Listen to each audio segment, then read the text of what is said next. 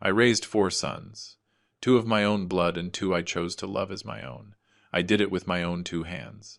I took care of them. I fed them. I educated them through the long, rainy seasons of Ohio and the dry summers that burned your skin, through football practices and science fairs, through broken hearts and fractured bones. But today, if I told you that for 3 years none of them called me, none of them visited me, maybe you would not believe it.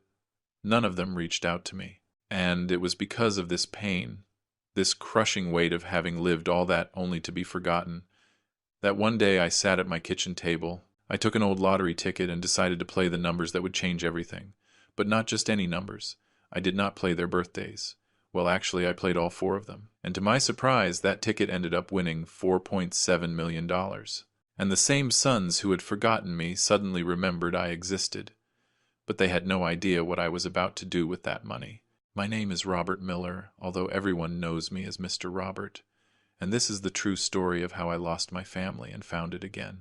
How money exposed the truth we had all been hiding from, and how sometimes you need to lose everything to understand what really matters. I am 72 years old now. I am a retired electrician. I worked for Local 24 of the Electrical Workers Union for over 35 years, right here in Columbus, Ohio. It is not a small city, but it is not the capital of the world either. It is simply one of those places in the heart of America where people work hard. They go to church on Sundays, and they believe family is everything. Yes, I was married. My wife Mary and I met at a parish potluck in 1975. She was serving apple pie with cream.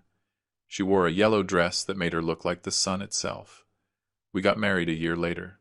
We had Daniel in 1978 and Michael in 1980. Mary passed away from pancreatic cancer in 1993, when our boys were just 15 and 13 years old, leaving everything to me. The responsibility to care for them, to educate them, to teach them to be men, to put food on the table, to explain why their mother would not return from the hospital. Everything fell on me. And never did I complain about it. On the contrary, I am proud. I am from a generation when men cried in secret, worked double shifts without mentioning it, and never let their children go without, even if that meant we went to work with holes in our shoes. Before continuing this story, I would like to thank the channel Williams Revenge Stories for giving me the opportunity to share my story. This channel has helped so many fathers and families reconnect, and I feel honored to be part of it. And I ask you who are watching to help this channel by subscribing and also commenting below to tell us what city you are listening from. Every day there is a new story here. Stories that matter. Stories that could change a life. And who knows, maybe one of them is similar to yours, right? So please hit that subscribe button. Turn on the notification bell, and let us build this community together. I was always a simple man. I never liked being in the spotlight. I never needed much attention. I lived in a modest one-story ranch house from the 60s in the Maplewood suburbs just off Grand Avenue, near the market that has been there since my grandfather's time. It is a 3-bedroom house with a backyard that I have painted twice in 40 years. Once when Mary was alive and she wanted it sky blue, and another time after she died when I could no longer stand seeing that blue and I painted it beige. Everyone in the neighborhood knew me as Mr. Robert the electrician, the guy you called when the lights went out during a thunderstorm, the man who would come fix your wiring on Christmas Eve if it was necessary. Let me tell you about Mary's death, because that is where this story really begins. It was February of 1993. One of those brutal Midwest winters where the cold chills you to the bone and even the rain seems angry. Mary had been feeling tired, losing weight, but we thought it was just stress from her job at the elementary school where she was a 3rd-grade teacher. When she finally went to the doctor, they sent her straight to the city hospital. Stage 4 pancreatic cancer. 6 weeks. That was all they gave us from diagnosis to the end. I remember driving back and forth to the city hospital every day, 40 minutes each way, leaving the boys with neighbors, the ladies from the parish, anyone who could help. Daniel was a sophomore in high school playing on the football team. Michael was in 8th grade just starting to notice girls. They sat in those hospital chairs doing homework while their mother got weaker and weaker. Mary tried to prepare us. She wrote letters for the boys' future graduations, weddings, grandchildren. She made me promise to keep her mother's apple pie recipe alive. She planned her own funeral down to the hymns that would be sung. But how do you prepare 2 boys to lose their mother? How do you prepare a man to lose his wife? The night she died, March 17th, 1993. There was a terrible thunderstorm. The power went out in the hospital for 30 seconds before the emergency generators kicked in. In that darkness, holding her hand, I felt her go. The boys were in the cafeteria eating dinner. By the time they came back, she was already gone. Daniel dropped his tray of food. Michael just stood there, 13 years old, trying to be strong. His jaw clenched so tight I thought he would break his teeth. The funeral was on a Saturday. Half the neighborhood showed up. Mary had taught so many of their children. The ladies from the parish brought enough casseroles and stews to feed an army. My brother drove in from Detroit. Mary's parents, already in their 72nd, seemed to have aged a decade in a week. And there I was, 38 years old. Suddenly alone with 2 boys who needed their mother. The first year was hell. I am not going to sugarcoat it.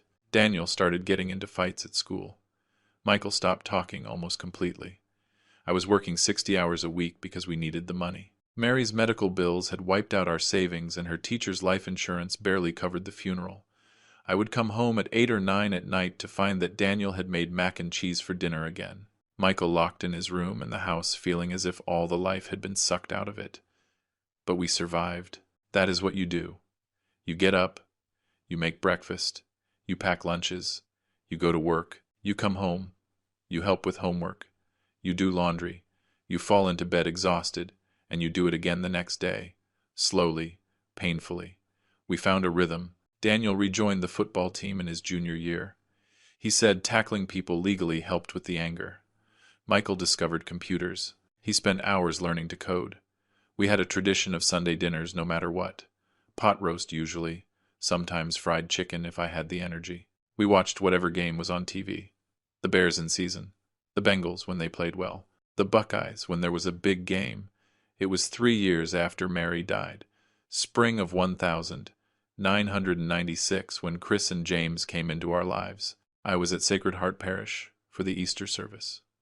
The boys and I had started going back to church about a year after Mary died. Not because I had found faith again, but because that is what she would have wanted. The caseworker from Child Protective Services, Mrs. Henderson, was there with 2 boys. Brothers. Chris was 11, James was 9. They wore suits that did not fit them well, probably donated, and they looked exactly like Daniel and Michael had looked at Mary's funeral. Lost, angry, scared, trying to be brave. I found out their story after the service. Their father had died in a construction accident when Chris was 8 and James 6. Their mother tried to support them, working in a factory, cleaning houses, anything. But breast cancer caught up with her fast and mercilessly. She died when Chris was 10. The boys spent 6 months in the system, bouncing between foster homes without anyone wanting them together. Brothers must stay together. That was the rule Mary had always said when we talked about adoption someday. When children have siblings, they stay together. Always. I cannot explain exactly why I approached Mrs. Henderson that day. Maybe it was the way Chris kept his protective arm around James. Maybe it was how James clung to his big brother's shirt as if it were the only real thing in the world. Maybe it was that I saw my own sons in them, the same raw need to belong to someone, to matter to someone. Or maybe it was Mary's voice in my head saying what she always said. There is enough love, Robert. There is always enough love. I asked Mrs. Henderson about them. She told me they were looking for a permanent family. Together, she emphasized. They cannot be separated. I understand, I told her. I have space. Mr. Miller, she said carefully. You are a widower. You have 2 teenage sons. This would be challenging. Life is already challenging, I told her. This would just be more life. That night I asked Daniel and Michael what they thought about having brothers. Daniel, 18 years old by then, shrugged. If you need them, Dad, then we need them. Michael, 16 years old, was more direct. Mom would have said yes, so it is a yes. The process took 3 months. Background checks, home visits, interviews, endless paperwork. Chris and James came to visit us twice during that time. The first visit was awkward. They sat on the sofa like statues, not speaking unless spoken to. The second visit, Daniel took them to the backyard and they threw a football around. Michael showed them his computer. By dinner, James was talking, really talking, about dinosaurs and space and everything a 9-year-old finds fascinating. Chris was still cautious, protective, but I saw how he looked at our house, how his eyes lingered on Mary's photos, on the dining table set for 4, now 5, now 6. In July of 1996, they became official. Chris and James Miller. My sons. Not legally adopted, at least not yet, but mine in every way that mattered. I gave them the guest room, the one that had been Mary's sewing space. Daniel and Michael helped them paint it bright blue as they wanted. We bought bunk beds at a garage sale. Mrs. Robinson from next door brought blankets she had knitted. Mr. Pete from the corner store gave them new backpacks for school. The first month was chaos. Chris did not sleep well. He screamed from nightmares. James wet the bed, embarrassed every morning until I assured him it did not matter, that the washing machine existed exactly for that. They fought with Daniel and Michael about the television, the toys, the space, everything. But slowly, very slowly, it began to feel like family. Chris began calling me Dad around month 2. James did it the first week, as if he had been waiting for permission his whole life. We celebrated Christmas that year with 6 places at the table. We cooked turkey and stuffing. Daniel and Michael taught Chris and James the family tradition of breaking the candy cane piñata blindfolded. We played cards until midnight. It was loud, chaotic, sometimes frustrating. It was perfect. The years passed as they pass in all families. Too fast when you look back. Too slow when you are in the middle of them. Daniel graduated high school in 1996 with honors. He received a partial scholarship to study computer engineering at Ohio State. It was not enough to cover everything, so he worked nights at a cyber cafe while he studied. I watched him struggle. I watched him fall asleep on his coding books. I watched him turn down outings with friends because he had to work, but he never complained. He learned that from me, I suppose. Or from Mary. Probably from both. Michael followed 2 years later, also with honors, also with a partial scholarship, also working to pay the rest. He studied medicine at the University of Cincinnati. Since he was a child, he had said he wanted to be a doctor. After seeing his mother die, after feeling helpless in that hospital, I think he needed to feel he could save someone. Anyone. Chris finished high school in 2003. He did not have the grades of his older brothers, but he had something else. Passion. He loved football with an intensity that reminded me how Mary loved teaching. He became a coach for youth teams while studying physical education at the university. James was the last graduating in 2005. The quietest of the 4, the one who carried the deepest trauma. Specifically, immigration law. There are so many kids like we were Dad, he told me. Kids who need someone to fight for them. During all those years, I kept working. At 45, 50, 55 years old. Still climbing utility poles. Still crawling through attics in the middle of an Ohio summer. Still answering emergency calls at 2 in the morning. My body began to protest. The back, the knees, the hands that shook when it was cold. But there were 4 boys who needed to eat, books to buy, tuition to pay, clothes that no longer fit them every 6 months. I finally retired in 2008 at 63 years old, not because I wanted to, but because my body gave me no choice. A fall from a ladder broke 3 ribs and tore my rotator cuff. The doctor was direct. Mr. Robert, if you continue like this, the next time will not be a fall. It will be a heart attack. By then, Daniel was already working as a senior developer at a tech company in Chicago. Michael had finished his residency at City Hospital, the same place where his mother had died. He said it was his way of honoring her. Chris was coaching high school teams and had taken his team to the state championship twice. James was in his last year of law school working as an intern at an immigrant rights clinic. Everyone successful. Everyone on the right track. Everyone busy. Too busy. I cannot pinpoint exactly when the distancing began. It was not dramatic. There was no big fight. No breaking moment. It was more like water dripping on stone, so gradual you do not notice it until there is a hole. Daniel called every Sunday at first, then every other Sunday, then once a month. "Sorry, Dad, work is crazy," he always said.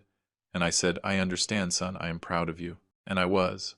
Michael came for dinner on Tuesdays during his residency. Then Tuesdays became Tuesdays every 2 weeks. Then it became, "I will call you when I can. Dad, I am on call." And I said, "Of course, son, save lives, that is what is important." And it was. Chris was the one who visited the most, probably because he still lived in town. But even he began to space out the visits. Championships, tournaments, training sessions. "The boys need me, Dad," he said. And I said, "I know. Teach them well." And he did. James moved to Indianapolis after graduating, working at a law firm. He called on birthdays, on Christmas, sometimes on Mother's Day, which always broke my heart a little because I knew he was calling to talk to Mary even though she had been dead almost 20 years. If you asked them, they would tell you they had good reasons. And they did. Demanding jobs, careers being built, lives happening. Daniel met a woman, Lucy. They got married in 2009. They invited me to the wedding in Chicago. I went by bus for 8 hours because I could not afford to fly. The wedding was beautiful. Lucy was beautiful. Daniel seemed happy. I sat in the front row alone because that is what widowed fathers do. He asked me if I wanted to say a few words. I said a few words. I spoke about Mary, about how she would have loved Lucy, about how proud I was of the man he had become. I cried a little. No one noticed except Michael, who squeezed my shoulder afterward. Michael met Patty during his residency. A nurse.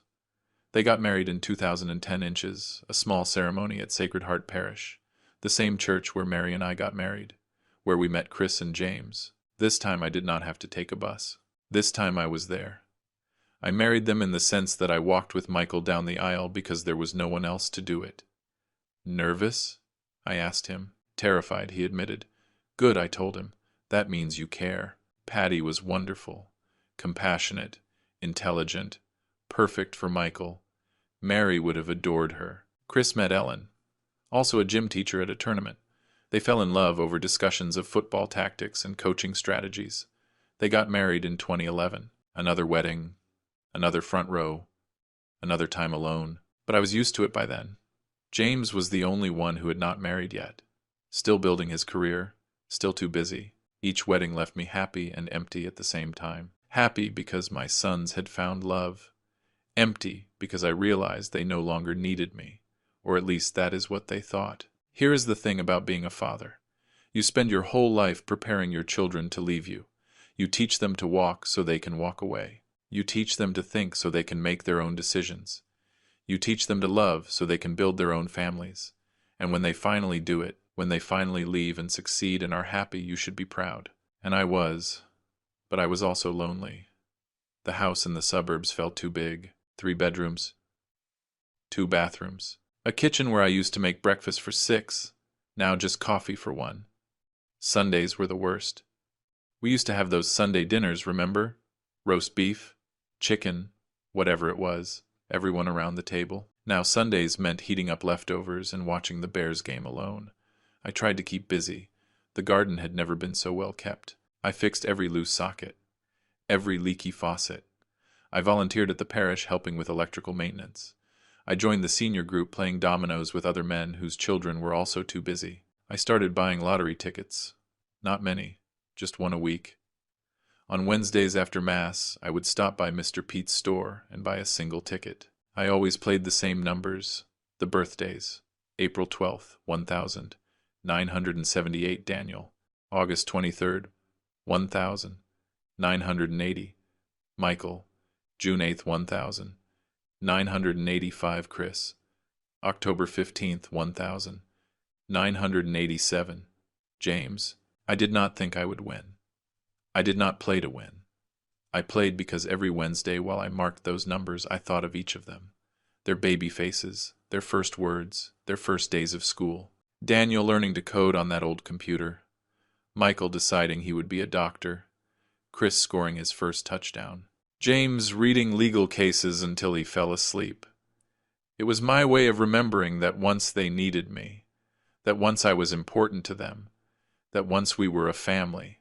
Before continuing with what happened next, I want to remind you that if this story is touching your heart, please help this channel by subscribing. The channel Williams Revenge Stories exists to reconnect families, to remind us that we are not alone in these struggles. Comment below what part of the US or the world you are watching us from. Every comment, every subscription helps more fathers find these stories, because we all need to know that our stories matter. The years 2011 to 2014 were the loneliest of my life, even more than after Mary died. At least then I had the boys depending on me. I had a purpose. Now I had what? Retirement. A modest pension. An empty house and lottery tickets that never won. Daniel had his first son in 2012. Matthew, my first grandson.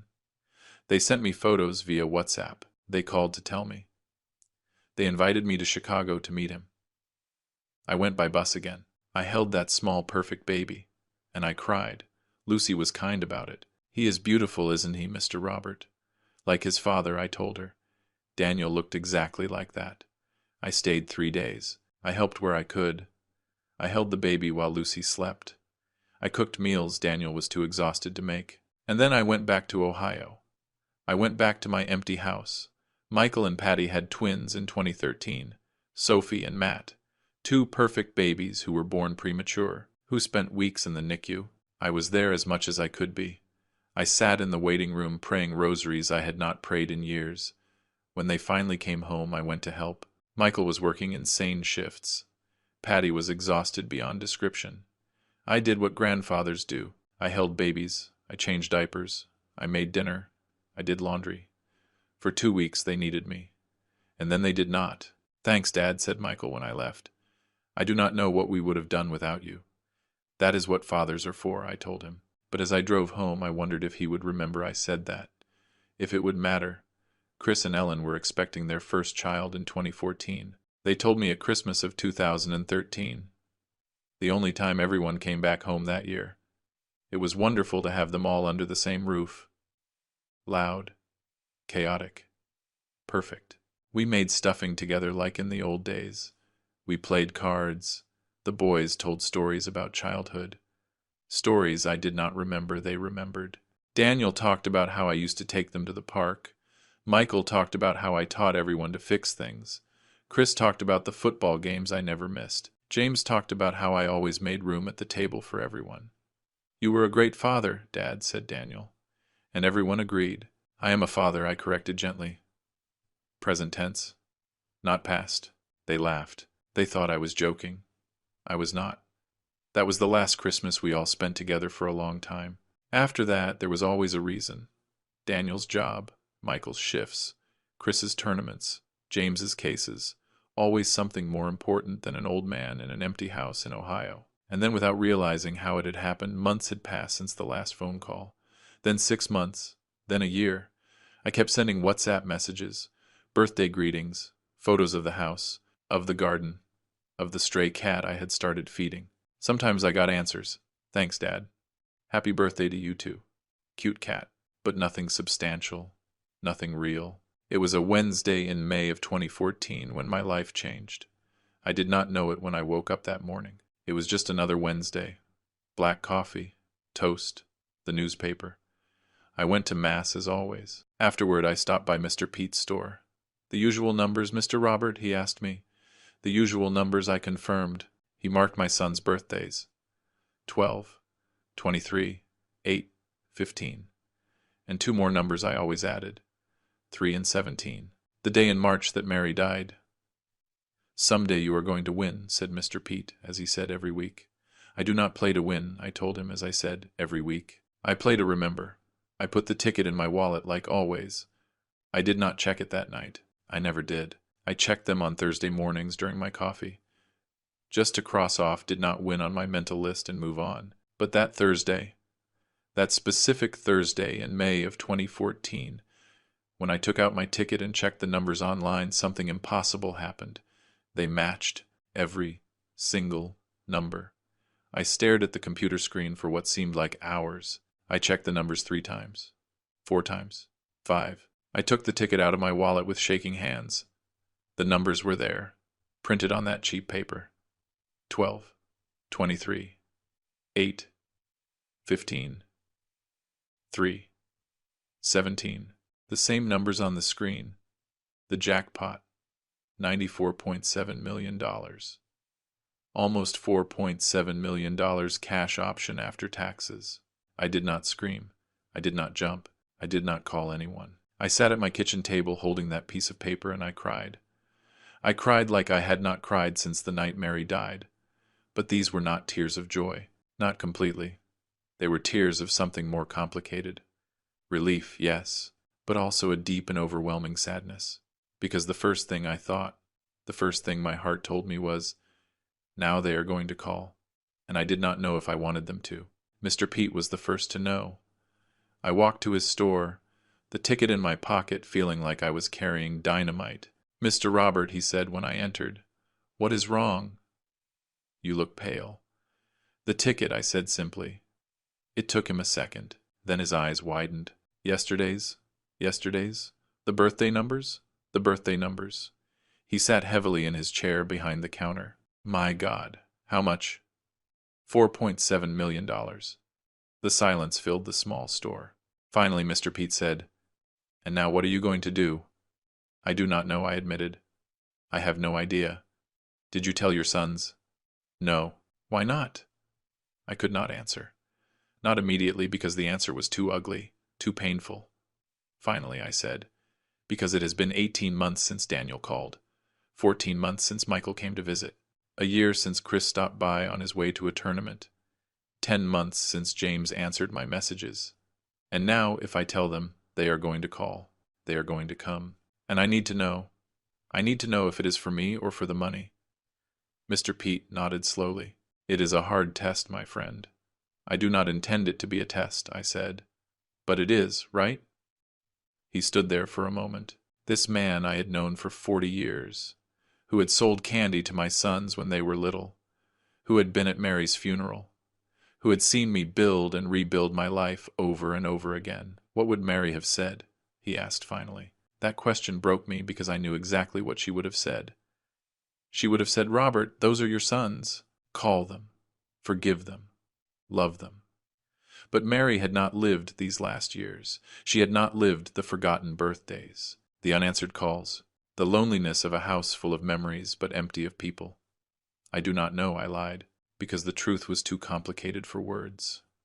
I claimed the prize on Friday. I took the bus to the lottery headquarters. I signed papers. I took photos holding a giant check. They said they wanted to make a press release. No, I said firmly. No publicity. No name. No photo in the newspapers. They looked at me like I was crazy. Mr. Miller, this is one of the biggest jackpots of the year. People will want to know. No, I repeated. It is my money. Those are my conditions. They reluctantly agreed. They would make an announcement that someone in Columbus had won. No name. No details. It took them a week to process everything. A week where I barely slept. Where every minute I wondered if I should call my sons. What I should say. How I would know if their love was real or bought. Finally, the money arrived in my bank account, an amount I had never imagined having, an amount that could change lives, 4 lives specifically. But first, I needed to know if those lives still included me. I did not call. I did not send messages. I waited. And on Friday night, 10 days after I won, my phone rang. It was Daniel. Dad, he said, and his voice sounded strange. Too bright. Too friendly. How are you? I am fine, I said carefully. Is everything okay with you guys?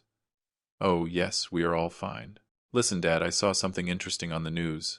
Someone in Columbus won the lottery. A big jackpot.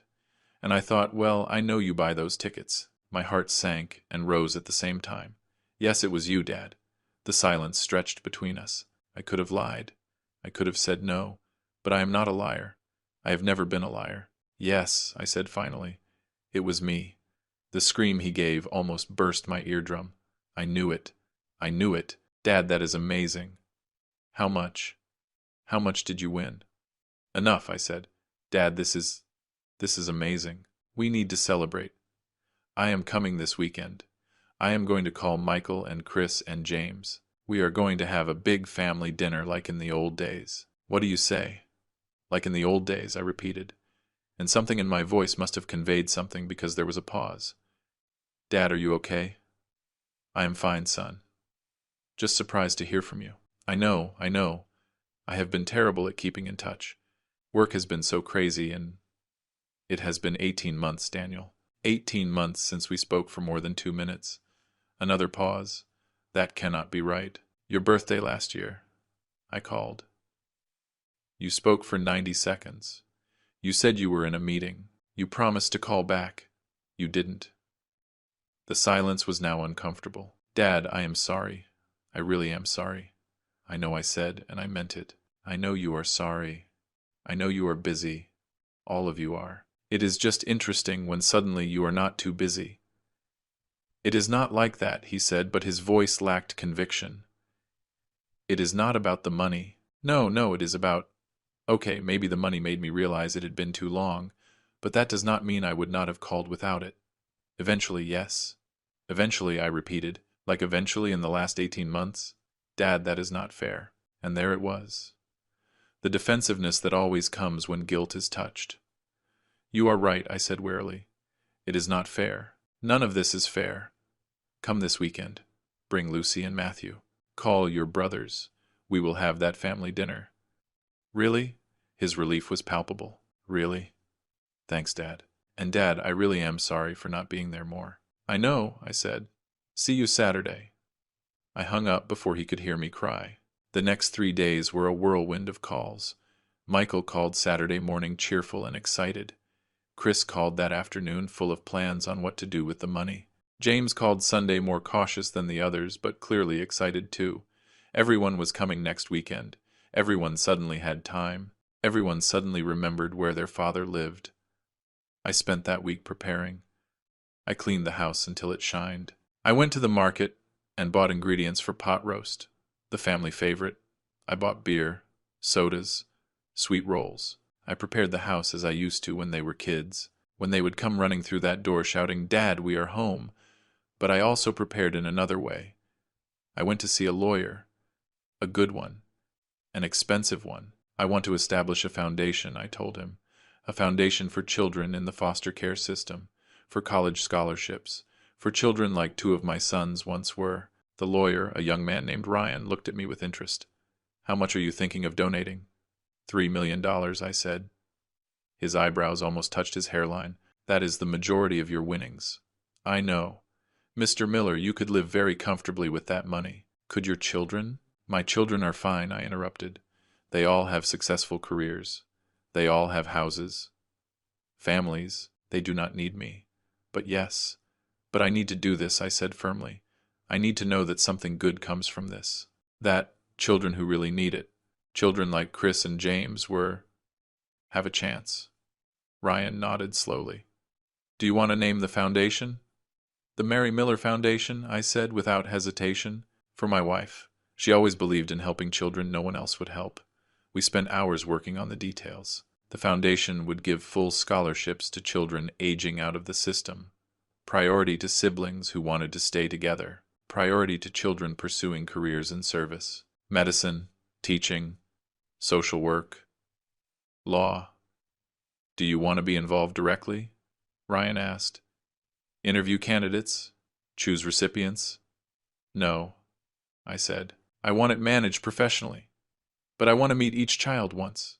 Just a lunch. To tell them that someone believes in them, that someone cares. It is a beautiful gift, Mr. Miller, said Ryan. Do your sons know? Not yet, I admitted. But they will know soon. It cost me $1,500 in legal fees just to set up the initial documents. I did not care. This money, these millions falling from the sky did not feel like mine. It felt like Mary's, like her last gift, her last lesson. Money played on our children's birthdays, money that would expose the truth, money that would make things right.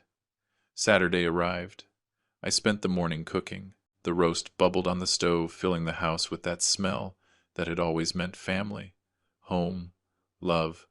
I made mashed potatoes. I prepared green beans with bacon. I set the table for 10. Me, my 4 sons, their 3 wives, 2 grandsons, 10 chairs, 1 family. Daniel arrived first, driving from Chicago in a car that probably cost more than I used to make in a year. Lucy looked beautiful. Matthew had grown so much. Dad, said Daniel, hugging me tight, too tight, as if he were trying to make up for 18 months in one hug. I have missed you. I missed you too, I said. And it was true. I missed them all the time. Michael arrived next with Patty and the twins. Sophie and Matt now running everywhere, 3 years old. Perfect. Chris and Ellen drove from across town. Ellen was 7 months pregnant now, glowing with that special light pregnant women have. James was the last, having flown in from Indianapolis. No wife yet, no kids, but he looked good, successful, like all of them. The house that had been silent for so long was suddenly full of noise. Children laughing, adults talking, the clinking of plates and glasses. It was everything I had wanted for the last 3 years, everything I had been lonely without. and it felt wonderful and terrible at the same time, because I knew why they were here. I knew what had brought them back, and that little voice in my head kept whispering, "It is not real. It is not real. It is not real." We had dinner. The roast was perfect. Everyone ate second helpings, thirds. They told jokes, shared stories. The kids ran around, causing beautiful chaos. It was like the old days, except it wasn't, because in the old days they didn't need a reason to come. They didn't need 94 million reasons. After dinner, after the kids were put to sleep in the back rooms, after the wives offered to wash the dishes, we sat in the living room, my 4 sons and I, as we used to do. Daniel was the first to speak. "So, Dad, about the prize?" "Yes," I said. "Let's talk about that. It is a life-changing amount," he continued, "and we have been thinking, all of us, about how to best help you manage it." "Help me?" "Yes. Look, I work in tech. I know investments. Michael understands health insurance and financial planning. Chris knows real estate. James knows legal contracts. Together we can ensure this money lasts you the rest of your life." "That is very thoughtful," I said carefully. "We have also been thinking," said Michael, "that maybe it is time for you to consider moving. This house is old, Dad. It requires maintenance. You could buy something modern, with fewer steps, better for your age." "Yeah," added Chris. "You could move closer to one of us, so we could see you more often." Finally said James, always the lawyer, "You need to think about estate planning. Make sure that when you are no longer here, everything is in order. For us, for the grandkids." I sat there looking at these 4 men. Men I had raised, loved, sacrificed everything for. Men who had not called in months, who were now here so helpful, so concerned, so involved. "I have a question," I said finally. "Any of you?" The 4 of them fell silent. "What do you mean?" asked Daniel. "I mean," and my voice cracked a little, "if I hadn't won that lottery, if I were still just your poor father in his old house, would you be here tonight?" The silence was deafening. "Dad, that is not fair," said Daniel finally, but his voice lacked conviction. "Is it not fair?" I repeated. My voice was calm, but I could feel decades of pain rising to the surface. "Do you know when was the last time we were all together at this table before tonight?" "Christmas of 2013, almost 2 years ago." "Do you know how many times I have celebrated my birthday alone since then?" "Twice." "Do you know how many times I have been in the hospital in the last 18 months? That caught their attention. Michael, the doctor, leaned forward. "Hospital? What happened? Why didn't you tell us?" "Because you didn't answer your phones," I said simply. "I had a heart arrhythmia in March of last year. I spent 3 days at City Hospital. I called every one of you. Daniel, your phone went straight to voicemail. Michael, your wife said you were in surgery and she would tell you to call back. You never did. Chris, you told me you were at a tournament in Cleveland and would call me when you got back. You didn't. James, you were the only one who answered, and I told you it was nothing serious. Not to worry. I lied. I was scared and alone, and I didn't want to be a burden to you." The silence in the room was so thick you could cut it with a knife. Patty had tears running down her cheeks. Lucy looked at Daniel with something that looked like disappointment. Ellen had taken Chris's hand, squeezing it tight. "Dad," said Michael, and his voice cracked. "I didn't. Patty told me, but I was in the middle of emergency surgery, and then there were complications, and—" "I know," I said. "I know you all have reasons. Good reasons. Important reasons. You save lives, Michael. You teach kids, Chris. You defend the defenseless, James. You build technology that helps people, Daniel. Your jobs are important.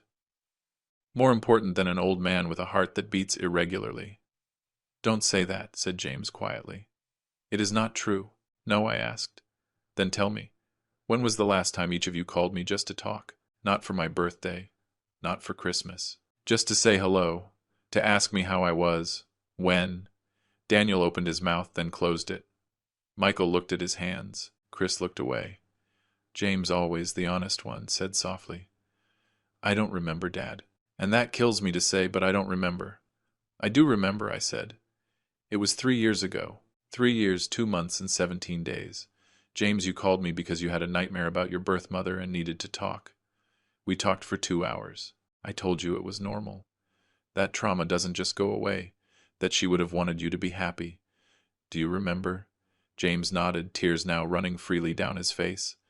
I remember. That was the last time anyone called me just because they needed me. Not because it was a birthday or an obligation, because they needed me. And I was there, James. As I have always been there. And then you won the lottery, said Chris bitterly. And suddenly we are all here acting like the perfect family. I am not saying you are bad people, I said. You are not. You are good men doing important work. But somewhere along the way you lost me. You forgot me. And maybe that is natural. Maybe that is what happens when children grow up. But then came the money, and suddenly I am important again. Suddenly you have time. And that breaks my heart in ways I cannot explain. Daniel stood up, walking to the window. So what do you want us to say, Dad? Do you want us to say you are right that we are terrible sons? Fine, we are. We got lost in our lives and we forgot you. Is that what you wanted to hear? No, I said wearily.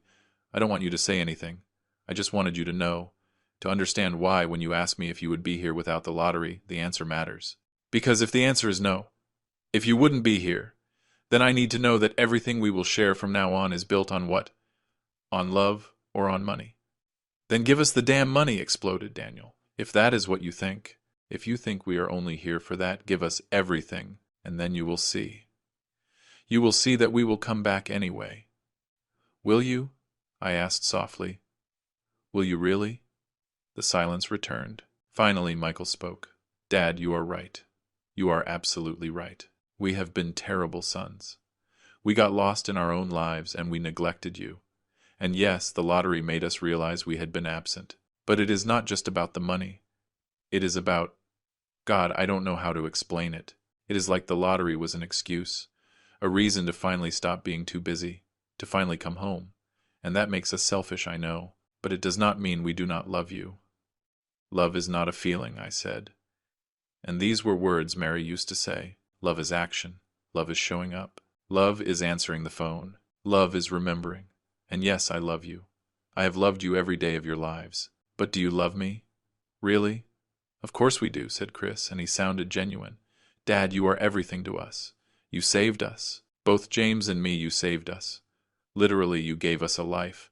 And Daniel and Michael, you kept them afloat when Mom died. You taught us to be men. You taught us everything we know about integrity and hard work and family. How could we not love you? And yet, I said softly, you went 3 years without showing that love. 3 years where that love was on pause because you were busy living the lives I helped you build. And now I am wondering if I built something real or if I simply prepared you to leave me behind. We did not leave you behind, said James, his voice broken. We got lost. There is a difference. Is there? I asked. Because from where I am sitting, the result feels the same. Before continuing with what happened next in that living room, I want to ask you something. If this story is touching you, if you are feeling these emotions, please consider subscribing to the channel Williams Revenge Stories. These stories need to be told. These conversations need to happen. Because somewhere there is a father or a mother sitting alone wondering if their children still love them. And somewhere there is a son or daughter too busy not realizing that time is running out. These stories can bridge that gap. Comment below if this has happened to you. Share your city, your story. Let us build a community where families can find their way back to each other. The tension in the room was almost unbearable. Finally, Michael asked, "What do you want from us, Dad? Tell us anything. We will do it." "I want honesty," I said. "Complete, brutal honesty. So let me ask you a question, and I want each of you to answer. If tomorrow I lost all the lottery money, if it turned out there was a mistake and the prize was not mine, would you still be here in a month, in 6 months, in a year?" Daniel was the first to speak. "Yes," he said, but then he corrected himself. "I do not know. I want to say yes. But honestly, Dad, I would probably get lost in work again. Not because I do not care about you, but because it is what I do. It is like an escape. After Mom died, I learned to bury my emotions in code, in work, in keeping myself so busy that I did not have to feel anything. And I guess I never stopped doing that." Michael nodded. "The same. The hospital becomes my life. The patients become my family. It is easier than facing this, facing my own failures, my own shortcomings. In the hospital, I know who I am. I know what to do.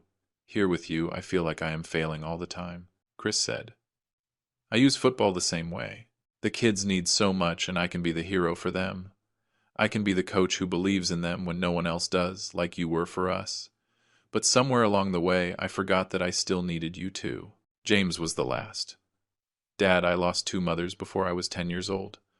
I learned not to get too attached, not to need too much because everyone leaves eventually. And I know that is not fair to you since you never left me. But the scared 9-year-old boy inside me is still waiting for you to leave. So I left first, emotionally, physically, to protect myself. The honesty was devastating and beautiful and necessary. Thank you, I said. Thank you for telling the truth. Now what? Asked Daniel. Do you forgive us? I already forgave you, I said. I forgave you before you arrived tonight. But forgiveness does not erase the pain. It does not erase the 3 years. And it does not mean things can go back to how they were. What does it mean then? Asked Michael. It means we start over, but with different rules, with different expectations. Like what? Asked Chris. I took an envelope out of my pocket. I had been waiting for the right moment. Inside this envelope is the information about what I did with the lottery money. What did you do? Asked James cautiously. I created a foundation. It is called the Mary Miller Foundation. I donated $3.5 million to it. 3.5 of the 4.7 million. The shock on their faces was complete. 3.5 million? Whispered Daniel. That is almost everything. It is enough, I said. It is more money than I ever dreamed of having. The remaining 1.2 million is for me, to live comfortably the rest of my days, to fix this house, to travel maybe. But 3.5 million is going to help kids in the foster care system. Kids like Chris and James were. Siblings who want to stay together. Kids pursuing careers in service. Without consulting us, said Daniel, and there was a spike of anger in his voice. Without even asking us what we thought. Why would I asked. It is my money, my prize, my decision. But we are your family, argued Daniel. That should mean something. It means everything, I said calmly. But that is exactly the point. If I had kept all the money for myself. For you guys, what message would that send? That money is more important than values? What did your mother and I try to teach you? That money buys family love? Michael looked thoughtful. How many kids will it help? The lawyer estimates we can give full scholarships to about 40 or 50 kids over the next 10 years. More if we invest wisely. Kids who otherwise would never go to college. Kids who have talent and drive but no opportunity. Like us, said Chris quietly. Like you two, I agreed, looking at Chris and James. This foundation exists because you two taught me that there are children everywhere who just need someone to believe in them, someone to choose them. What about us? Asked Daniel, and now his anger was naked. What about your real sons? Do we deserve nothing? You are all my real sons, I said firmly, each one of you. And you deserve what I already gave you. Love, education, values, a chance at life. That is more than enough. Easy to say when you just gave away our inheritance, said Daniel bitterly. Your inheritance, I repeated. There it is again. Your inheritance. As if I owed you something more than what I already gave. Raising you after your mother died. Paying for your college. Being there for every important moment of your life until you decided you did not need me anymore. What else do I owe you, Daniel? Respect, he exploded. Respect enough to include us in decisions that affect us. How does this affect you? It would go to, you have a good job, a beautiful wife, a wonderful son, a house, a car, a life. How does the fact that I donate my one money to needy children affect you? Daniel opened his mouth. Then he closed it. He had no answer because the truth was that it did not affect him. Not really. It only affected his expectations, his assumptions, his sense of entitlement. Michael cleared his throat. Dad, I think what Daniel is trying to say badly is that it makes us feel like you are punishing us, like you are proving a point. Am I? I asked. Maybe, but not to hurt you, to teach you. One last lesson from your old father. That family is not about money. That love is not about inheritances. That what really matters is showing up, being present, choosing each other every day. That is easy to say when you just donated 3.5 million, muttered Daniel. No, I said. It is hard to say. It is the hardest thing I have ever said, because part of me wanted to give you everything. I wanted to buy your love back. I wanted to make you need me again. But your mother would not have let me do that, and I will not let myself do it. Chris, who had been quiet during this exchange, finally spoke. Dad, I think what you did was amazing. Honestly. And I think Mom would be proud. I am proud. Am I disappointed that there will not be any big inheritance? Maybe a little. But I understand why you did it. Yes. And do I respect the decision? Absolutely. Thank you, Chris, I said, feeling my throat close up. James nodded. I agree. Dad, James and I would not be here without someone believing that kids in the system mattered. You were that person for us.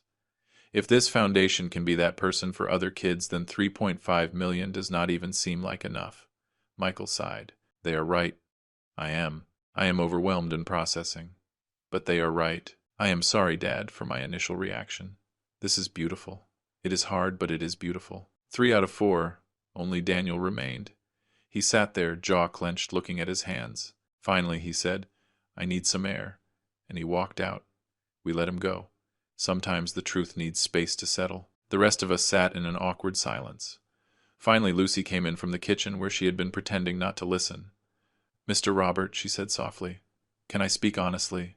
Please, I said. I think what you did is one of the bravest acts I have ever seen. And I think Daniel is angry because he knows he has the least right to be. He has been absent more than the others, and it hurts him to face that. I know, I said. That is why I am not angry with him. You are not angry with any of them? Asked Patty. I am hurt, I said. But anger requires energy I no longer have. I prefer to spend my remaining energy on love, on second chances, on rebuilding what was lost. Can we? Asked Michael. Rebuild?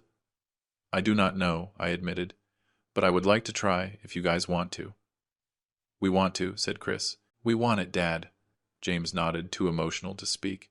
Daniel was outside for almost an hour. When he finally came back, his eyes were red. He had been crying. He sat down without a word at first, just looking at the floor of this house where he had grown up, where his mother had died, where his father had raised him against impossible winds. Finally he spoke, his voice barely a whisper. Lucy told me something out there. She told me that if I could not be happy for you, for this incredible decision you made, then maybe the problem was not the money. It was me. He wiped his eyes. And she is right. I am angry, but not with you. I am angry with myself. Because the truth is, Dad, that I have not been a good son. Not just in the last 3 years. Since Mom died, I ran away. I ran towards work, towards success, towards anything that made me not have to feel. And when I finally had an excuse to come back, when the lottery happened, I thought I could just show up and everything would be fine. That money could fix what I had broken. But you cannot buy lost time, right? He said. You cannot buy missed birthdays or phone calls you never made, or the way you left your father alone in a hospital with heart problems because you were too busy to return a call. Tears were running freely now. I am sorry. I am so sorry, Dad.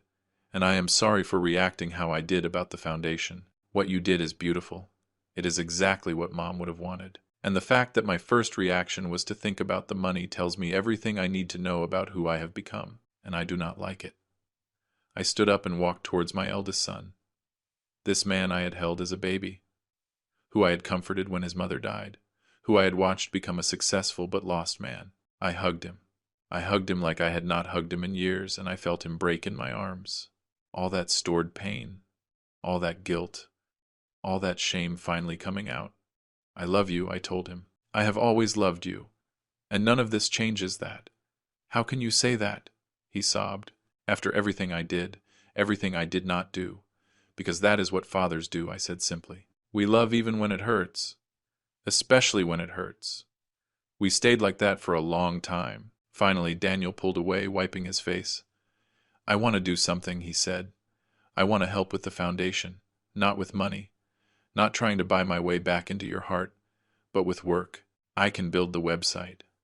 I can manage the online presence. I can make it easier for kids to apply, for donors to contribute. I can do that. For free. As part of my, I do not know, penance, reparation. You do not need to do penance, I said. But if you want to help, Yes, I would love that. Michael stood up. I want to help too. I can do free medical exams for the foundation kids, make sure they are healthy. Many kids in the system have unattended medical needs. Chris nodded. I can offer free sports camps, give the kids an outlet, a community, and I can offer free legal counseling. Help them navigate the system, protect their rights. I looked at my 4 sons, these men who had been lost and were now finding their way back, not to me, to themselves, to the values their mother and I had tried to instill in them. Your mother would be very proud, I said, my voice cracking. I am very proud. That night, after everyone went to sleep, I sat in my kitchen with a cup of coffee and looked at the photo of Mary that I still kept on the table. We did it, I told her. Not perfectly, but we did it. We raised them well. They just needed to remember. The following months were different, not perfect, not magical, but different. Daniel called every Sunday. Without fail. Sometimes we talked for 5 minutes, sometimes for an hour. But he called. Michael came for dinner every 2 weeks. He brought the twins. We let them make a mess in the garden. It was perfect. Chris stopped by when he was in the area. Sometimes just for coffee. Sometimes just to say hello. But he stopped by. James flew in from Indianapolis once a month. He stayed for the weekend. We talked, really talked, about his childhood, his trauma, his fears, things we had never discussed before. And slowly, painfully, beautifully, we became a family again. Not the family we had been. Something new. Something forged through pain and honesty. And the choice to show up even when it was hard. The Mary Miller Foundation officially launched 6 months after that night. Daniel had built a beautiful website. Michael had set up free health clinics. Chris had sports camps running. James was offering legal workshops. We received 127 applications the first month. It was overwhelming in the best way. Our first recipient was a girl named Isabel. She was 17 years old, about to age out of the system. No family, no support, but with dreams of becoming a nurse. I met her in a small coffee shop near the city hospital. She was nervous, wringing her hands, clearly unsure what to expect. Isabel, I said, tell me about yourself. She hesitated. What do you want to know? Everything, I said. What you love. What scares you. Why nursing? Slowly, she began to open up. She told me about losing her parents in a car accident when she was 12. About bouncing between foster homes. About a nurse in one of those homes who had been kind to her, who had seen something in her, who had said, "You would be good at this."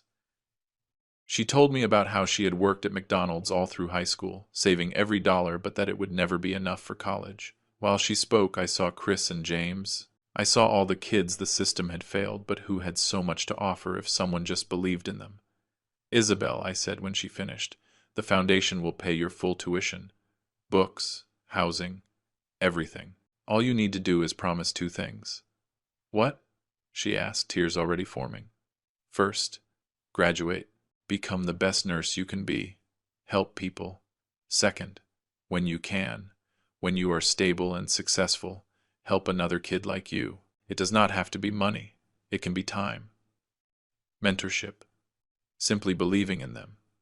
Can you promise that? Yes, she said, crying openly now. Yes, I promise. Then welcome to the family, I said. And I meant it, because that is what this foundation was. Not just scholarships. It was family. It was choosing kids who needed to be chosen. Isabel started college that fall, and something beautiful began to happen. My sons, who had been so busy with their own lives, began to get involved. Daniel met with every scholarship recipient, helping them set up emails, teaching them basic computer skills. Michael offered health checkups, making sure they had glasses if they needed them. Dental care, whatever it was. Chris invited the kids to his sports practices, giving them community, belonging. James helped them with paperwork. With bureaucracy of the system, they had navigated themselves, and as they did it, something changed in them. Michael told me at a dinner, "Dad, I did not realize how much I had lost my way until I started doing this. In the hospital, I had become so clinical. But these kids remind me why I wanted to be a doctor. To help, not just to treat diseases, but to help people." Chris said something similar. I coach kids from wealthy families, kids who have everything, and it is rewarding. But these foundation kids are so hungry. so driven. They remind me of myself, of James, of how we were when you gave us a chance. James was the most direct. Dad, every time I meet with one of these kids, I see my own story and I realize how lucky I was, how lucky we all were to have you. And it makes me want to ensure no kid is left behind like we almost were. Even Daniel, who had been the most resistant, called me one day from Chicago. Dad, I met one of the foundation kids today. Dylan. He wants to study computer science. He reminded me so much of me at his age. Hungry. Scared. Faking confidence he did not feel. We spent 4 hours together. I showed him my office. I introduced him to my team. I told him he could have this too someday, if he worked hard. And I wondered, and I realized something. All this time I have been chasing success, money, titles. But this afternoon, with Dylan helping him believe in himself, that felt more important than any project I have worked on. Does that make sense? Perfect sense, I said. Your mother used to say that real success is not what you achieve. It is who you help achieve. I wish I had known her longer, said Daniel softly. Me too, son. Me too. Before continuing with the end of this story, I want to pause here and ask you something. If this story has touched your heart, if you see your own family in these struggles, please share this video. The channel Williams Revenge Stories exists to help families find their way back to each other. Every view, every comment, every subscription helps more fathers and sons have these necessary conversations. Comment below. Have you reconnected with a parent or child? What helped you find your way back? Your stories matter. They could be exactly what someone else needs to hear today. The first year of the foundation, we helped 12 kids. The second year, 23. By the third year, we had a waiting list. The money was stretching further than the lawyer had projected because so many people wanted to help. Daniel built a donation platform. Michael organized fundraising events at the hospital. Chris organized charity tournaments. James got his law firm to match donations. The foundation that had started as my way of honoring Mary, of making sure the lottery money did real good, had become something bigger. It had become the family project, the thing that united us, gave us shared purpose, reminded us who we were. On the third anniversary of the lottery, we organized a big dinner. Not just our family. We invited all the kids we had helped so far, 47 of them. Isabel, now in her third year of nursing, gave a speech. Before the Mary Miller Foundation, she said, her voice shaky but strong, I thought I was alone. I thought the world had no space for kids like me. But Mr. Robert and this incredible family showed me I was wrong. They not only gave me money, they gave me family. They gave me hope. That now every day in my nursing classes I work hard, not just for me. I work for all the other kids who are still waiting for someone to believe in them. There was not a dry eye in the place. My sons were crying. Their wives were crying. The kids were crying. And me, foolish old man, I was crying more than anyone. After dinner, when everyone was leaving, Daniel approached me. Dad, I want to tell you something. What is it, son? Lucy is pregnant again. We are going to have another son. And if it is a boy, we want to name him Robert, after you. And if it is a girl, Mary, after Mom. Because we want them to grow up knowing where they come from, what family really means. My heart felt too big for my chest. It would be an honor. Michael joined us. Patty and I also have news. We are moving back to Columbus. I accepted a position at City Hospital. Less pay than where I am now, but better hours. More time with family. More time with you. Chris smiled. Ellen and I are not moving, but we bought a house. A bigger one with an in-law suite. Because we want you to come stay whenever you want. However you want. As long as you want. James was the last. Dad, I met someone.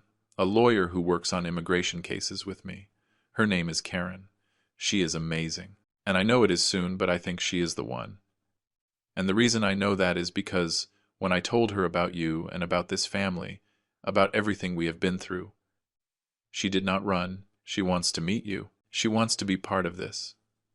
I looked at my 4 sons. These men I had raised, lost, and found again. You know what? I said. What, Dad? They asked. The lottery was the worst and best thing that happened to me. Worst because it exposed how broken we were. Best because it gave us a reason to fix ourselves. The money didn't fix us, said Michael. Honesty fixed us, agreed Chris. And love, added James. And the choice to show up, finished Daniel. Every day, even when it is hard. Especially when it is hard, I corrected. That night, after everyone left, I sat in my kitchen with a cup of coffee. The house was quiet again, but it was a different silence. Not the silence of loneliness, the silence of peace. My phone buzzed. A text from Daniel. We arrived safely. Love you, Dad. Talk on Sunday. Then Michael. Thanks for dinner.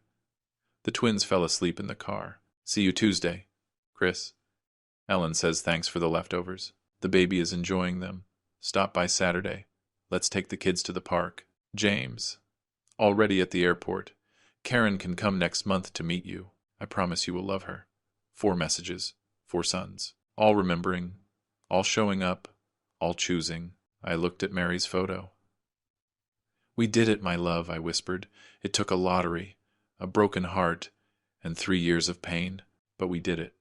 We raised good men. Men who got lost for a while but found their way back. Men who are now helping other kids find their way. If she could speak, I know what she would say. She would say she never doubted, that she always knew it would work, that love always finds a way. And she was right, as she always was. It has been 5 years since that night in the living room when everything came to light. 5 years since the lottery money exposed our fractures and forced us to confront who we really were. And today, as I sit in my kitchen drinking my morning coffee, I can honestly say those were the best 5 years of my life. Better even than when the kids were small and the house was full of noise. Better because this time they are not here because they have to be. They are here because they choose to be. I am 77 years old now. My hair is completely white. My hands shake a little more when it is cold. I need a cane some days. But my heart, that heart that had problems 5 years ago, beats strong. It beats with purpose. It beats surrounded by love. Daniel calls every Sunday without fail. It has been 5 years. 260 Sundays, and he has not missed one. Sometimes we talk about deep things. Sometimes just about the weather, about the kids, about nothing important. But he calls, and that is everything. His son, my grandson Robert, is 3 years old now. He is identical to how Daniel looked at that age. Curious, stubborn, full of questions. Daniel sends me videos almost every day. Look, Dad, Robert said a new word. Dad, Robert asked about you today. Dad, Robert wants to know when he can visit you again. They visit me once a month. They drive 4 hours from Chicago. Lucy packs snacks. Robert sleeps most of the way. And when they arrive, that boy runs towards me screaming, Grandpa! And my heart feels like it is going to explode with happiness. Michael kept his promise. He moved back to Columbus 4 years ago. He works at City Hospital now. The same hospital where Mary died, where I spent those terrible days in 1993. He told me he needed to close that circle, turn that place of pain into a place of healing. He and Patty live 20 minutes away.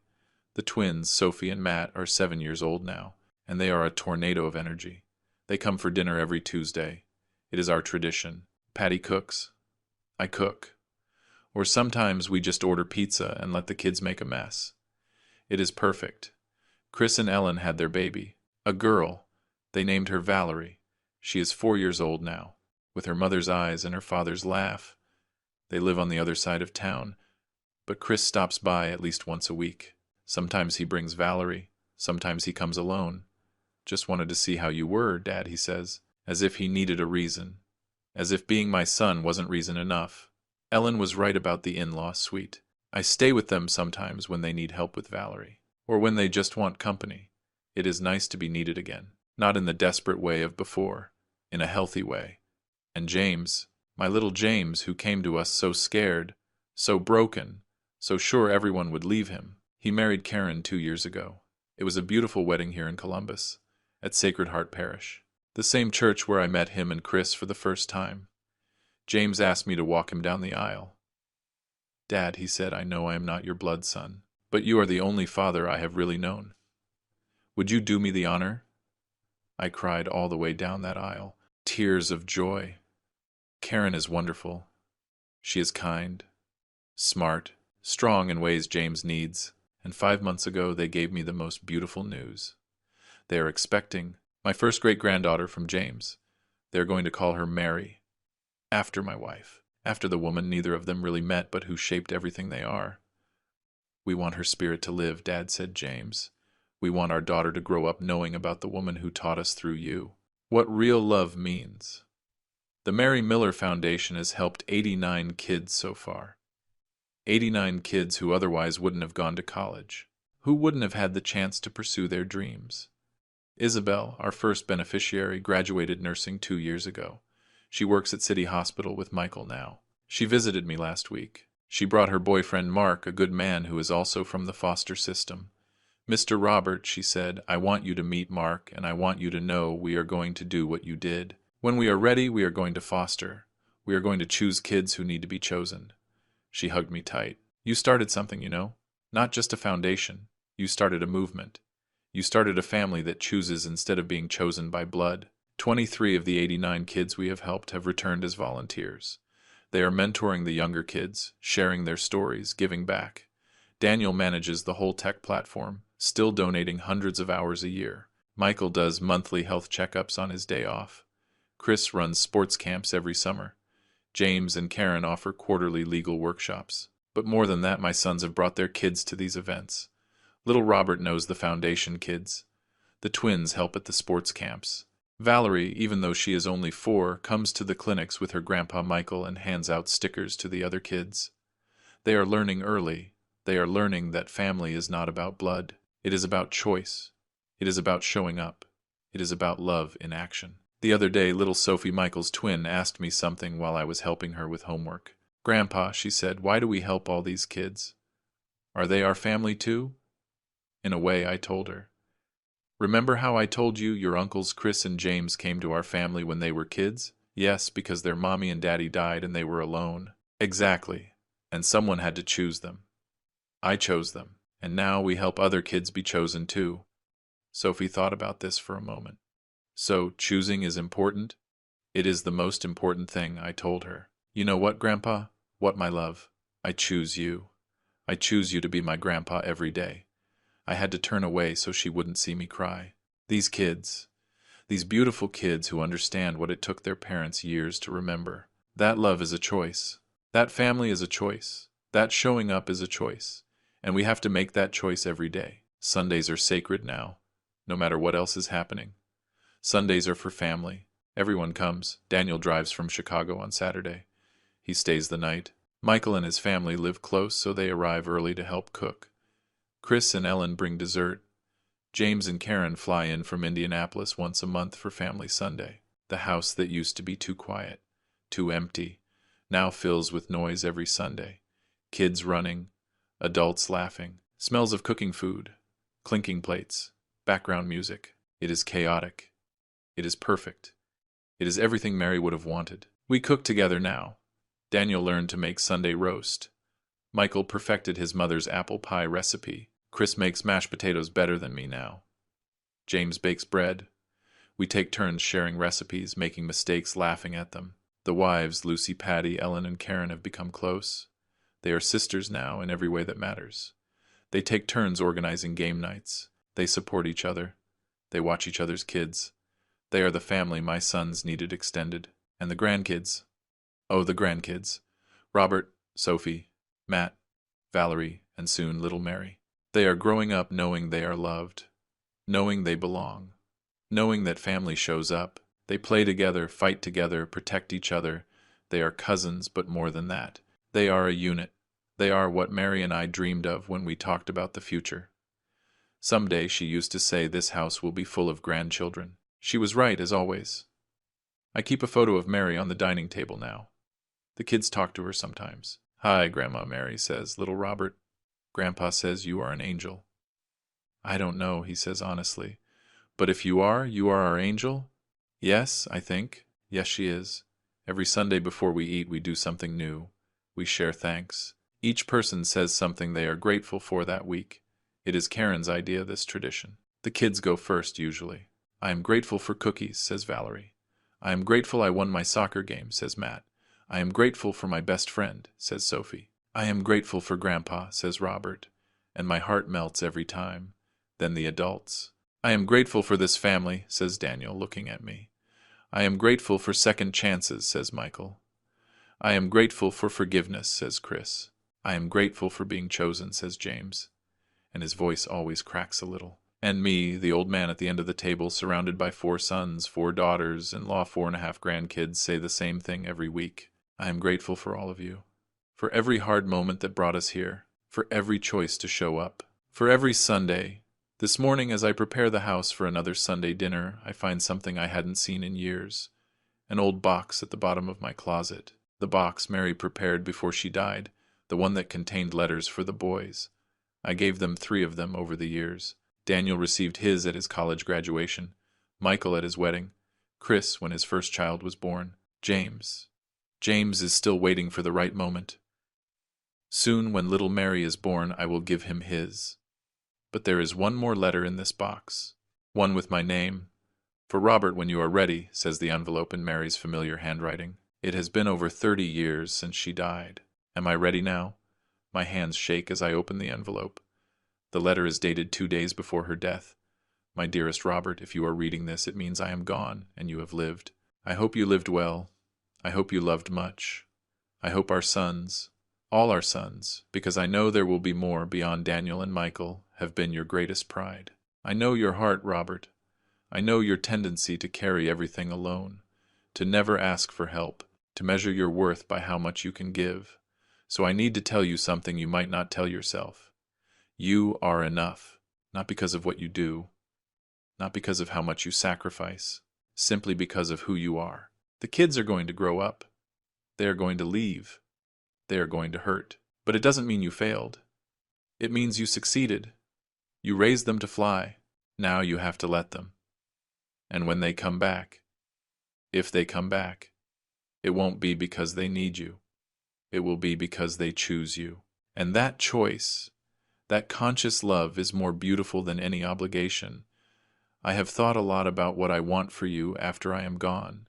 I want you to find joy again. I want you to laugh. I want you to live, not just survive.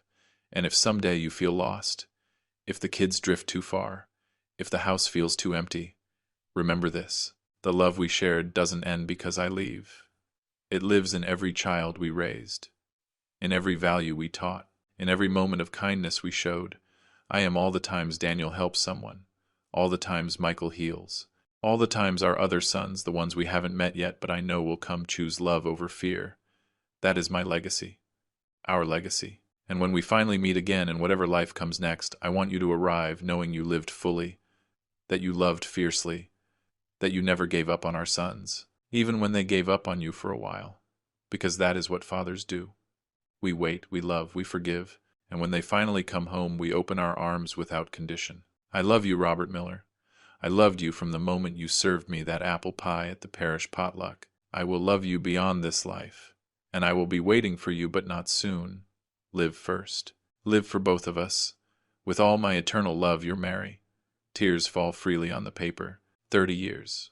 30 years waiting to read these words, and it was worth it because now I can read them without despair. I can read them with gratitude. I did what she asked. I lived, I loved, I forgave. And the kids came home. The doorbell rings. It is 3 in the afternoon. Time for Sunday dinner. The first to arrive are Michael and his family. The twins run towards me, hugging me with that endless energy of 7-year-olds. Grandpa, Grandpa, we made a drawing for you at school. Let me see, I say. And it is a drawing of our family, all of us, including Mary floating like an angel above. She watches over us, explains Sophie solemnly. Dad says she always watches over us. Your dad is right, I say, my voice husky. Chris and Ellen arrive next with Valerie.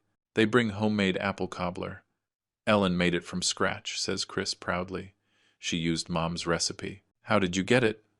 I ask. Michael had it. He has been keeping it all these years.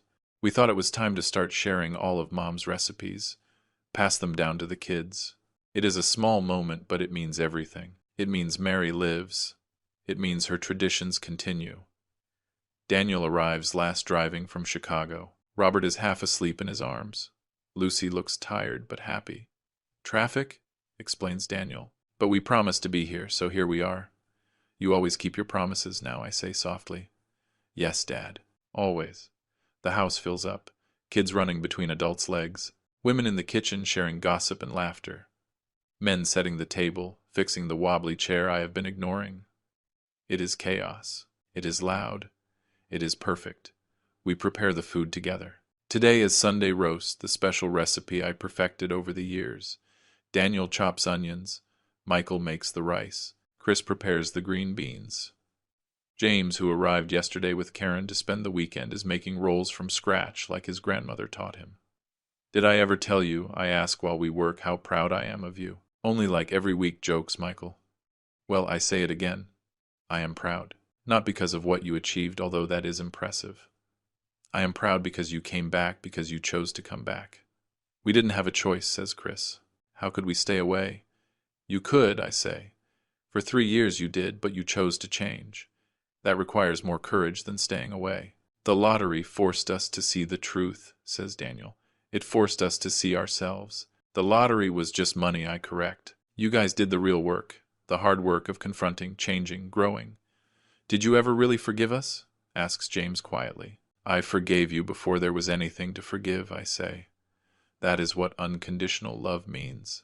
It means that even when it hurts, even when you disappoint, love remains. It always remains. We sit to eat 10 people around a table that used to have just one baby. Robert in his high chair, the twins arguing about who sits next to Grandpa. Valerie asking for more rolls, Karen, with her hand on her round belly, feeling the future Mary. Kicking Lucy, serving portions, Patty making sure everyone has. Water Ellen passing the cobbler, my 4 sons. Men now, fathers themselves, looking at me with something that looks like admiration. Before eating, we do our tradition, the thanks. The kids go first. I am grateful for the roast, says Robert, making us laugh. I am grateful Dad didn't have to work today, says Sophie. I am grateful for my soccer team, says Matt. I am grateful for my dolls, says Valerie. Then the adults. One by one they share. Daniel is grateful for safe travels, Michael for his family's health, Chris for the baby, Ellen is carrying James for Karen and for the upcoming arrival of his daughter. The wives share their own thanks. And finally, it is my turn. I am grateful I begin, and my voice cracks for second chances for the lottery money I thought would be a curse, but turned out to be a blessing for every hard moment that brought us here, for every tear, every hard conversation, every choice to show up when it was easier to stay away. I am grateful for Mary, who taught me how to love. I am grateful for 4 sons who got lost but found themselves. I am grateful for 4 daughters-in-law who love them well. I am grateful for grandchildren who will never know a day without being chosen. And I am grateful for this moment here now, all together. Here, here, says Daniel, raising his glass. Everyone makes a toast, even the kids with their juice cups. To family, says Michael. To choosing, adds Chris. To love, says James. To Mom, say everyone in unison, looking at Mary's photo on the table. To Mom, I repeat, touching her photo gently. After dinner, while the women wash dishes and the kids play in the yard, my 4 sons and I sit in the living room. It is rare to have a quiet moment, just us 5. Dad, says Daniel, there is something we want to give you. He pulls out an envelope. The foundation just reached its 100th child, a boy named Dylan. 15 years old, wants to be an engineer, and we thought maybe you would want to meet him, invite him for dinner next Sunday. Here? I ask. With the family? Yes, says Michael. We thought it is time to expand our definition of family a little more, like you did for Chris and James, like we have been doing with the foundation kids. I would love that, I say, and I mean it, because that is what we have built, not just a family. A movement, a form of love that expands outward, choosing and being chosen over and over again. Before everyone leaves tonight, I take something out of my wallet, a lottery ticket. You still play? Asks Daniel with surprise. Every Wednesday, I say. The same numbers. Your birthdays. Dad, says Michael softly. You don't need to do that anymore. I know, I say, but I don't play to win. I play to remember to choose you every week consciously, like you choose me now. Have you ever won anything else? Asks Chris. Everything, I say simply. I already won everything. As they leave one by one with long hugs and promises to call during the week, I stand at my door. I watch Daniel secure Robert in his car seat, Michael chase the twins who don't want to leave Chris, Carrie sleeping, Valerie to his car, James and Karen, her hand on her belly, promising to return soon. This house that was empty is empty again. But it is a different emptiness. It is not loneliness. It is peace. It is the satisfied silence after a day full of love. I clean the table, put away leftovers, wash the last plate, and sit with my coffee looking at Mary's photo. We did it, my love, I tell her. We raised good men, men who got lost for a while but found their way back, men who are now teaching their own children what it means to choose love, choose family, choose to show up. If she could speak, I know what she would say. She would say she always knew that love always finds a way, that family is not perfect, but it is worth fighting for. My name is Robert Miller. I am 77 years old. I am a father of 4, grandfather of 5 soon. I won 4.7 million in the lottery playing my son's birthdays, but the real fortune was not in the money. It was in what the money revealed, the truth that we had lost ourselves and the chance to find ourselves again. The lottery was not about luck, it was about love, persistent, constant, weekly love that says, I remember you, I choose you, I am here when you are ready. And if you are listening to this story, if you have seen yourself in it, if you have a father waiting for your call or a son who has been too busy, let me tell you something, it is never too late to choose to show up, to say, sorry to say I love you, to come home. Before finishing, I want to thank once again the channel Williams Revenge Stories for sharing my story. If this story touched you, please subscribe, share this video with someone who needs it, comment below about your own family journey, because we all have a story, and all our stories deserve to be told. The Mary Miller Foundation is real, the scholarships are real, the kids we help are real, and if you need help or know someone who needs it, because that is what family does, we help each other find the way home. Sundays remain sacred, the family keeps choosing each other, the grandkids keep growing, and me, an old electrician from Ohio, keep buying lottery tickets every Wednesday. Not because I expect to win again, but because every week when I mark those numbers 1, 2, 2, 3, 815, I remember. I remember that love is a choice, and I choose my sons every week forever, and eventually if you are lucky they choose you back, they always come home always.